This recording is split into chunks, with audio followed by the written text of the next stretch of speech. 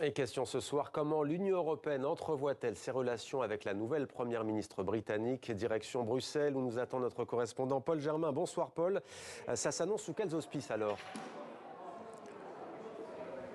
Ah, Mohamed, ça va être compliqué. Vous savez que 52% des Britanniques estiment que Liz Truss sera une mauvaise première ministre. Eh bien, un député européen me disait ce matin, on ose imaginer ce qu'un tel sondage donnerait auprès des dirigeants européens, à commencer par Emmanuel Macron. Vous vous souvenez qu'il y a 2 semaines, on avait demandé à Liz Truss si Emmanuel Macron était un ami ou un ennemi, et elle avait utilisé une pirouette pour ne pas répondre. Alors cela dit, bien sûr, à Bruxelles, on dit espérer des relations apaisées avec Londres et on se dit confiant, mais ça, c'est du langage diplomatique.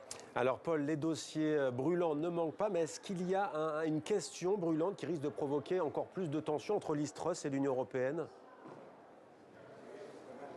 Eh bien, tout le monde aura remarqué ici à Bruxelles que la première chose qu'Ursula von der Leyen a rappelé à Liz Truss, tout en la félicitant bien sûr, c'est de ne pas toucher surtout au protocole nord-irlandais qui est en quelque sorte le point le plus sensible de l'accord sur le Brexit. Alors, en résumé, l'idée qui a prévalu, c'était surtout de ne pas rétablir de frontières physiques entre les 2 Irlandes, notamment pour ne pas relancer les tensions, voire la guerre civile entre catholiques et protestants. Mais s'il n'y a pas de frontière entre les 2 Irlandes, il fallait bien placer une frontière commerciale quelque part entre le Royaume-Uni et l'Union européenne. Et cette frontière, eh bien, on l'a placée en pleine mer, d'une manière un petit peu artificielle, entre la Grande-Bretagne et l'Irlande du Nord, ce qui suppose bien sûr des points de contrôle, ce qui suppose des formalités, ce qui provoque parfois des retards d'approvisionnement en Irlande du Nord. Et c'est tout ça que Liz Truss veut renégocier. Elle l'a encore redit